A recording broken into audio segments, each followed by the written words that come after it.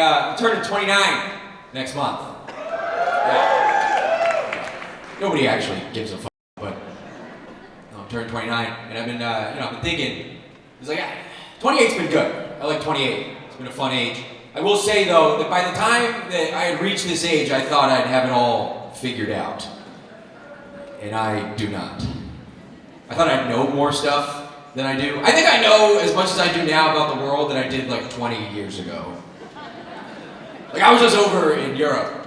I was doing shows over there for a few months. Here's one thing I didn't know about people abroad until I got over there. Maybe you guys already knew this. You guys know that everybody over there just fucking hates us? Okay, some of you do. I had no idea. I had to find out in the weirdest way possible. I was doing this show. I was in London first. I was doing this show in the UK, and my first night there, I was doing the show in front of like 350 people. It was a theme show where the audience is actually encouraged to boo you off stage at any point during your set if they don't like you. But if they like you, you get like 5 minutes. So I go up, I grab the mic, first words out of my mouth, I go, "Oh, I just got into town from New York." It's good to see you cocksuckers again. Dude, I'll never forget this. One guy in the back stands up, immediately starts shouting. He's like, "Fuck you!" And you guys don't really know me, but like, this is my face all the time. I smile through any situation because naturally I'm a very optimistic person. Even when he said it, I was like, he didn't mean that. It's like, why would somebody just say that? Also, 4 years ago, I was walking around London. If I just told anybody at that time that I was from America, they were pumped. So I was like, something changed, dude. What changed? So I went out into the crowd, I asked for help, and right where you're sitting, ma'am, there was a lady, and I had to ask her. I said, "Ma'am, you can speak for everybody in here. What is your problem with America?" And she stood up, and she yelled, "Guns! You guys have a fucking gun problem, mate." Now here's the thing, I know it's a divisive topic, and I'm looking at some of the faces in this room. And sir, I just want you to know that wherever you stand on that topic, just know that I agree with you, okay? Good. But truth be told, I really got no horse in the race. I didn't grow up a gun guy myself, that's not who my family is, and I said politely back to the lady, I said, "Ma'am, I'll have you know, I've never touched a gun in my entire life." And then as soon as I said that, the same guy in the back stood up, he started shouting, "Pussy!" Yeah, and then that guy got a standing ovation. They had a timer and everything with me on stage. I got booed off in 1 minute and 7 seconds. And that's how I made it here tonight. So.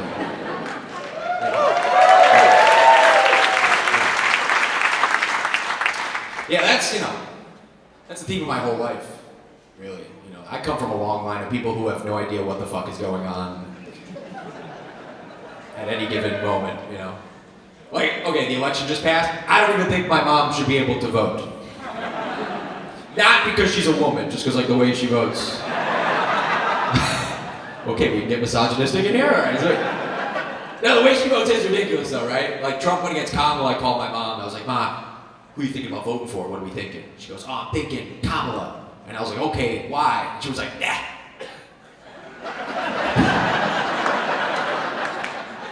She's like, "Son, honestly, she just seems like a really nice person. That's what I'm gonna vote for." And it was funny because when she said it, it reminded me of a story my buddy told me growing up. Because he grew up in Bedminster, New Jersey, and if you know anything about that place, that's where Trump has his famous golf course. And coincidentally, his first job as a kid, he was Trump's golf caddy. And I asked him what that was like, and he told me he'll never forget it. His first day on the job, as soon as he walked on the premises, Trump himself gave him $100 for no reason. Yeah. So then I told that story to my mom as we were talking about the election. There was a long pause on the phone. She goes, "Well, now I don't know who I'm going to vote for." I said,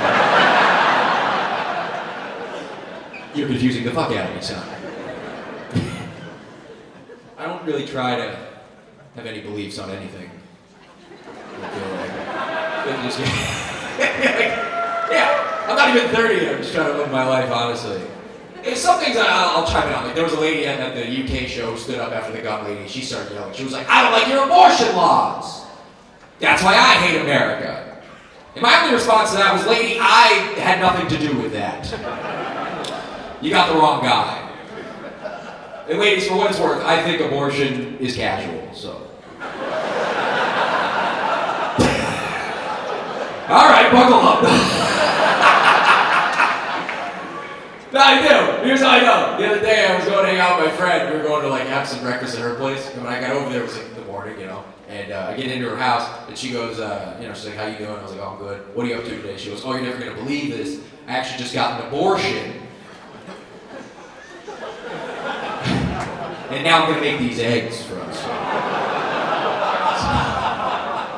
Yeah, that kind of caught me off guard. I didn't really know how to respond in the moment, so I just came up with whatever I could like think about. I was like, oh, big day for eggs, I guess. What else do you say? She looks at me, she goes, you know that's a bad joke. I'm like, well, you're a bad mom, so I don't know. I don't know what to tell you. All right, good. I'm glad you guys liked that one, because Alabama fucking hated it. They don't like me there. Yeah. Even stuff I thought, you know, because I've learned about stuff in the past, even stuff like I thought that would stick with me forever, I don't even remember. Like, I was just in DC doing shows, and yeah, sure. I don't believe you, but okay.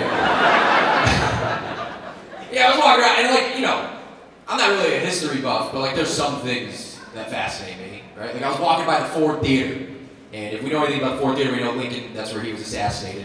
And I consider myself a big Lincoln guy. Not for any sophisticated reasons. More so, like, I'm the kind of guy, like, at late at night, I'm on Google, I'm like, who has Lincoln's hat now? It's in the Smithsonian, if you didn't know. But I'm that kind of guy. And I was like, oh, okay, I like Lincoln, it's be a cool tour, whatever. So I walk in, it's a cool tour, I've never been on it, it's free, right? I get in there, it's a theater, just like this, tinier, you know. I get in there, the booth is enshrined where he was killed. But even then, I'm looking at it, I'm like, I don't know if that's it. So I asked the security guard on staff who was answering like all the questions that people had, and I was like, excuse me, this is gonna sound dumb.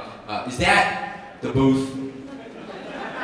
And he looks at me and goes, yes, that is the booth. And I was like, oh, okay. And if you've ever been there, there's a little door that leads to the booth where Lincoln was sitting.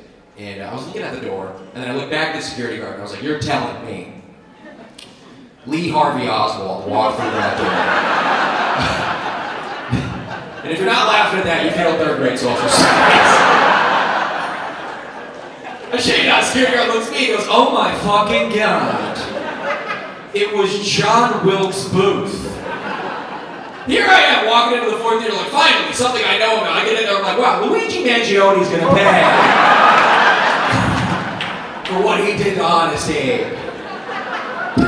O.J. Simpson's gonna burn in hell for what he did to Abraham. But that's my life, you know? I'm just not thinking about all the sophisticated things because I'm more focused on stupid shit. Because truth be told, like I'm in my prime shaking ass years right now. Everywhere I go, I'm just trying to shake my ass. You know, I know I gotta tighten it up because 30's around the corner, but right now, like tonight, I'm gonna go out to fucking hat tricks after this. You guys go there for the sluts too? Okay. A lot of horny guys there? Alright. Yeah, that guy's fucking horny and drunk, right? But I'm gonna go to hat tricks tonight. I'm gonna walk in the bar. First thing that's gonna be on my mind is like, oh, who am I gonna meet in the bar bathroom tonight? Because girl or guy, we can all agree you can't beat drunk people camaraderie in a bar bathroom. It's unmatched. Like I was out recently, I was fucked up, and I was in this bar, I'm in the bathroom. I'm at the urinals, I'm peeing next to this guy. He looks over at me, looks over the divider that's separating us. He starts laughing. So I look over at him, I go, what's so fucking funny, buddy? And he goes, you got a nice cock there, bud. Now, here's the thing, there's a few guys in here, we all have that same shared experience. I think it all comes down to who you are as a drunk individual that will ultimately determine how you respond in this situation. For me, I'm a very fun drunk. So I can take it, give it right back. I looked over at him, peered over the divider at his. I said, you have a nice cock too, sir. You gotta reciprocate. But then as soon as I said that, because there was only 2 urinals, we were both using them, there was like a little line. And 4 behind us. So all these guys in line are like lining up, they're hearing what we're talking about, they start laughing. One guy steps out, he goes, dude, we're all talking back here. Are you guys up there talking about each other's cocks? Me and the guy next to me start laughing. We go, dude, drop your pants right fucking now. By the time I left that bathroom to go meet up with all my friends, they're all like, dude, you were there for a very long time. talking about? I just made 7 new friends. All of them were just wishing me well as I was leaving the bathroom with pants off, you know? Now, here's the thing, because like, I'm going out a lot, like I spend a lot of money, and financially, by this point in my life, I thought I'd be more well off. That's not the case either. Like, I'm not dying, but if I leave this theater tonight and I lose $100 and I can't find it, I will pass away. So, yeah. On the flip side, if I leave this room tonight and I find $100 on the ground, none of you will ever see me again. Start my life tonight. But I'm also single too, and I think those things correlate. Because right now, I'm at the age where I should be married with kids, I should be providing for a family, and I'm not. But I'm also that kind of like hopeless, romantic, optimistic guy where I'm going out to the bar before I leave my house and checking myself out. I'm like, oh, tonight's the night. I'm meeting the love of my life tonight. And that hasn't happened yet, because like I'm also the kind of guy to get to anywhere I'm going, I won't talk to a single fucking person. But then even so, I'll get home, I'll close the door and be like, we'll get her tomorrow. But recently I was out, and I was fucked up. I'm shaking my ass at this bar, I'm having a good time. And there was this girl, she was standing at the bar, she was gorgeous. And I went up to her, and because in my head, I was like, oh, there she is. I'm way so like, that's my wife. For sure. So I went over to her, I yelled over the music, I shot my shot, I go, hey, I just gotta let you know, I think you're very pretty. She yells back over to me, she goes, well, you should tell my boyfriend that. That was fucked up. That sobered me up immediately. I was like, oh! No! I do not want to do that. Please no, you know? She looks back at me and she goes, well, that's too bad. You're gonna have to tell him yourself because he's right here. Goes to pull this guy aside that was standing a few feet away from her. I didn't even see him. She taps him on the shoulder. She goes, babe, get a load of this guy. He just said I'm very pretty. I'm non-confrontational. I was like, dude, so sorry. Had no idea you guys are together. I'll see myself out. As I turned to walk away, this guy leans into his girlfriend and goes, babe, that guy has one of the nicest cocks I've ever seen.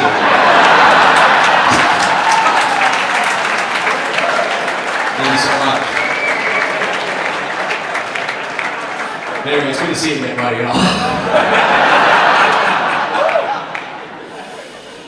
You know. But yeah, I am single, and yeah, that's all right. But when you're close to 30 and you're a guy and you're single, people have questions. Like, what the fuck's wrong with you? What are you doing? I think I'm getting bad advice, personally. Like, because guys, we just give terrible relationship advice. You know what I mean? Like, I was talking to my buddy the other day, and he's a single guy, and you know, I'm like, what have you been doing out there? He goes, dude, I've given up on being in a relationship. I'm just trying to get laid now. And I was like, okay, what have you been doing? He goes, oh, I downloaded this new dating app. You should try it out. It's called Field. Okay, if you don't know what Field is, picture like the horniest dating app you could pick. It puts like Hinge and Tinder to shame. Pretty much, it's like an app where you match with people and you're cutting right to the chase. Like, do you want to have sex with me or not? So I was like, okay, I'm drunk, I'm horny. It's 3 in the morning. I download the app, set up my profile. Now, I'm just rock hard in bed playing the Absolutely game. Fellas, you know what I'm talking about. Just sit in bed like, absolutely. Please. I love you. You're coming home with me. Within 10 swipes, I matched with this girl. She was gorgeous. She was from Italy. I thought that was pretty cool. Her name was Stella. She messaged me first. I thought that was pretty nice too, because girls don't ever do that. She goes, hi, my name's Stella. I'm Italian. And then she sent me a nude photo of herself. I got that photo. I was like, well, case closed. I'm marrying this girl tomorrow. This is the love of my life, right? And then you know how like Apple will check in with you after you get a new app? They're like, hey, would you like to rate your new app experience? Usually I click dismiss, but after I got that nude, I was like, I'm rating this app immediately. Rated it 5 stars, wrote a review on the App Store. I was like, met the love of my life. We're getting married in fucking Tuscany, her hometown. At the end of the year, we'll be back for more, right? So now, you know, because she sent the nude, we're sexting immediately. Because you have to. The conversations went from 0 to 100. So I'm sexting her, fellas, and you guys know how we all sext, right? I'm sexting her, I'm like, ooh.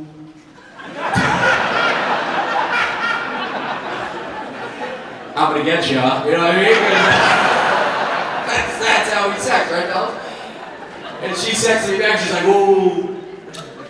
Wait till I get you know, it's good. So now we're going back and forth, we're playing nude ping pong. So I'm sending nudes, she's sending nudes.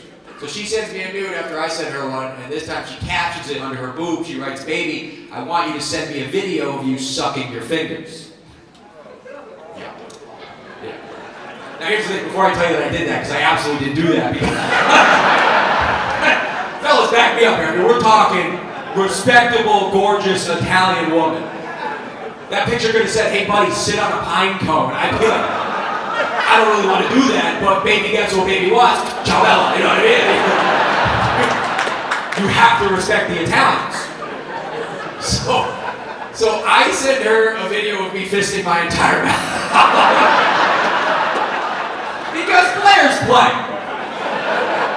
You have to play. Right. So I sent her a video of me choking on my whole hand. And she responds pretty quickly. She goes, "Baby, I have a confession." Now, I thought we were still sexting, so I was like, "Oh yeah, confession time.